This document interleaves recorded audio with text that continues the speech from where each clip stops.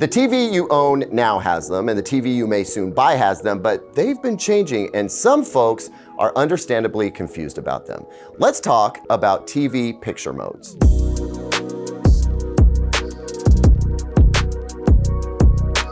Welcome back, everyone. I'm Caleb Dennison, and today I want to go through as many of the different picture modes or picture presets that are available in TVs today, explain what they do, and help you get the best picture quality possible from your TV. If you already consider yourself a picture mode expert of sorts, well, stick around and let me know what you think of this video. And hey, hop in the comments so we can chat about this stuff and maybe help some less experienced folks out. I'll see you down there. Oh, and in case you didn't know, we are almost at 1 million subs, but I need your help to get there, so get clicking, would you?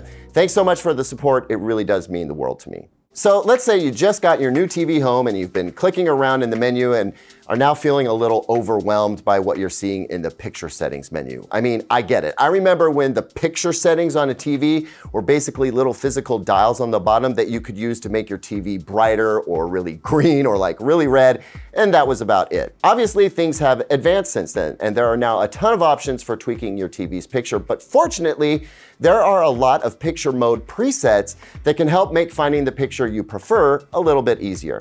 There's a lot of them now, so let's talk about what they do and what they mean. The first thing I want to talk about isn't actually a picture mode, but it can affect all of the picture modes in your TV, and that's the Eco setting. You may have to hunt for it because every TV brand puts this in a different place and gives it a different name, but you want to look for something labeled Eco mode or power saving mode, and then promptly turn it off. Now look, I'm as into helping the environment as anyone, but also I want everyone to have the best picture quality, and the Eco modes tend to limit brightness or gray out some picture controls, and since most folks want a bright, vivid picture, turning this off just makes sense. Besides, there are other more effective ways to shave some sense off your power bill. Have your kids or roommates turn off the dang lights when they leave a room. Maybe put on a sweater when it's cold. I don't know. Anyway, TV companies like to have attractive Energy Star ratings in the US, and one of the ways they get the low numbers on those yellow stickers is to ship TVs with Eco mode on by default, or by actually making Eco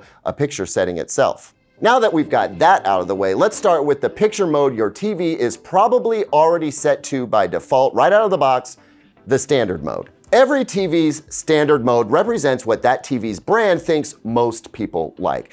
I know, some of you are out there cringing right now, but it's true. Lots of folks like the standard mode, at least at first. Basically, it's a most common denominator setting. Interestingly though, when I change the picture settings on a friend's TV, at first they don't like the shift away from standard mode, but eventually they confess to liking it much better. So sometimes you just have to lead them to water and make them drink. Anyway, standard mode tends to be pretty bright because people like bright TVs. And standard mode tends to have a cooler color temperature, so whites tend to have more blue in them. It looks more dazzling at first, but all that blue light doesn't do much for getting accurate color, and also it's hard on your eyes, especially at night. You know how your phone has an eye care mode? It basically sucks out a bunch of blue light. This is also why blue light glasses are suddenly super popular. That blue light is helpful for daytime viewing though. There's this funky scientific term for when light affects color perception called metamerism, and I think that's why some folks prefer the standard mode when watching TV during the day. Their color perception when watching in bright daylight tells them that the cooler color temperature looks better. Anyway, besides the color temperature being cool, the standard mode has basically every chunk of processing the TV maker can throw at this TV turned on. AI this, and dynamic contrast that, and digital noise reduction, and flux capacitant reinforcement transcoding. I made that last one up. Anyway, in an effort to give you what it thinks is the best picture it can produce, the TV maker pours on all their secret sauce and feeds it to you. And sometimes that can be good, and other times it can be in very poor taste. This is why in my reviews going forward, I'll talk briefly about whether a TV standard mode is relatively decent or outright horrible. Now let's talk about the butt of many TV enthusiast jokes, vivid mode. So look, let's have a heart-to-heart here. I don't want to hurt anyone's feelings, okay? But if you are watching your TV in vivid mode, then you are doing it wrong. Vivid mode is terrible. I have never seen a vivid mode and thought, hey, that's not too bad. No, actually, I usually react to vivid mode the way most people react when they open the crisper drawer in their fridge and discover that broccoli they bought like 4 months ago and never ate has become a pool of rank goo in the bottom of their fridge. It's just like, ugh. Vivid mode is made to help TVs look better than the next TV down the shelf in big box retail stores where the shop lights are so bright that TVs need to burn as hot as the sun just to get noticed. It's a brutal environment in which to shop for a TV, and therefore the picture is also going to be brutal. So I'm not going to make any excuses or justifications for vivid mode. It is horrible. Please don't use it. Now for sports mode. What to say about sports mode other than it does what it sounds like it should do, like it would be good for sports. Generally, sports mode is very bright, much like standard mode, and it has motion smoothing cranked up to the max so that everything looks clear. If you turn on sports mode and you like it, well then, okay, that's fine. If you like it, vaya con Dios. However, I think you should know something. Your favorite sports team's colors, they're gonna look wrong. Like, if you were to compare your team's colors on their uniforms between what you see on your TV in sports mode and what you would see at the actual stadium, I'm pretty confident in saying they could not be further apart. And that leads us nicely into a little conversation about color accuracy. Color accuracy isn't just something Hollywood colorists and display nerds obsess over. I think a lot of folks want their TV to reel them in as close to what they're watching as possible. And when colors are off, and you can tell that colors are off, your brain is telling you something ain't right, and that is a distraction. Distractions are bad.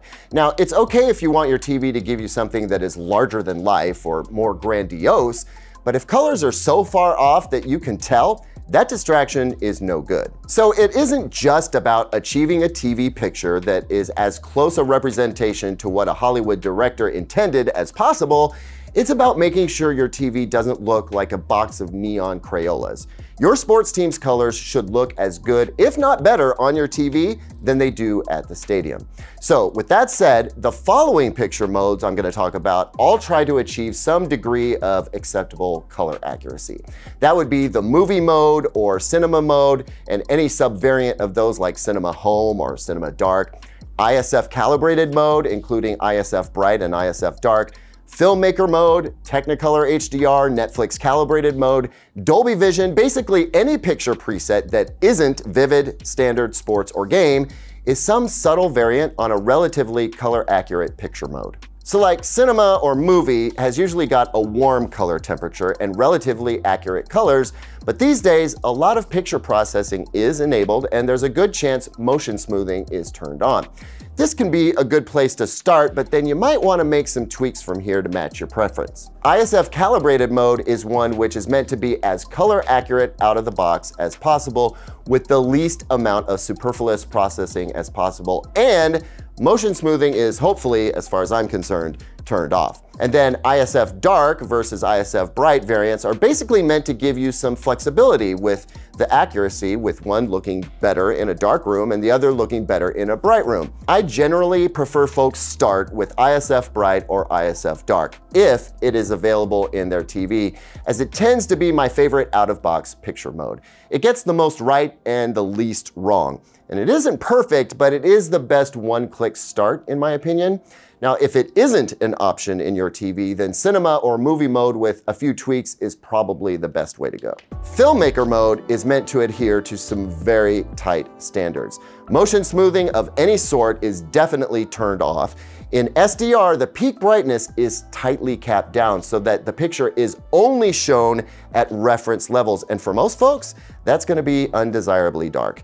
For purists, Filmmaker mode is great. Just make sure you're sitting in a very dark, theater-like room because that is what the picture mode presumes is the case. Then there's Dolby Vision, which has gotten a little more complicated over the past few years than it started out. The thing about Dolby Vision HDR mode is that you don't actually get to select it. It just comes on when you watch Dolby Vision content on Netflix or HBO Max or Disney+. That is presuming that your TV supports it. If you have a Samsung TV, for instance, you don't get Dolby Vision. You'll get the standard HDR version or maybe HDR10+, and then you can toy around with the HDR picture mode that you prefer. But if you do have Dolby Vision, you have a few choices. There's Dolby Vision Bright, Dolby Vision Dark, and Dolby Vision IQ. Now, you'd think Dolby Vision Bright and Dark would be like ISF Bright and Dark, where one simply has a brighter average picture level than the other. But what I've noticed is that some implementations of Dolby Vision Bright also have motion smoothing turned on, while Dolby Vision Dark generally doesn't. So if you like the brightness of Dolby Vision Bright, but don't like motion smoothing, then pick Dolby Vision Bright and then turn off the motion smoothing. Or conversely, if you like the darker look and you prefer motion smoothing, you can select Dolby Vision Dark and turn on the motion smoothing. Now, Dolby Vision IQ is a sort of adaptive picture mode. That means that a sensor on the TV is reading your room's brightness or darkness and adapting the brightness curve so that the content looks best according to your room's conditions. I think most of the time it works pretty well, but if you want to lock in the picture mode so that it is always on the brightest side, then I suggest choosing Dolby Vision Bright and moving on with your life. Now, that reminds me that you can get this sort of adaptive brightness control that tries to optimize things for your room outside of Dolby Vision IQ, but that has to be enabled somewhere else in your TV's picture settings, and what it's going to be labeled can vary pretty greatly. In the case of this LG C2 OLED TV, for instance, turning on AI Picture Pro will adapt all content to look optimal, supposedly, based on your room's brightness. I'll let you try it out and decide if you like it or not, but at least now you know that's one of the things that AI Picture Pro does. And other TV brands will call it something else. Sometimes dynamic brightness, but not dynamic contrast. That's a different setting entirely. Finally, let's talk about game mode. As a blanket statement, I feel fairly comfortable these days saying that if you're playing video games on your TV, the game mode is probably a safe choice. It used to be that color temperature and color accuracy in game mode was like way off, and that there was virtually no picture processing enabled, all in the name of the lowest input lag possible. But these days, with HDR gaming becoming so prevalent, I found that some TV brands, especially LG and Sony and increasingly Samsung as well, they make their game modes more color accurate and clean and clear, all while minimizing input lag. They aren't perfect, but they are way better than before. And I think for all but the most discerning viewers, game mode is going to be the best choice for gaming.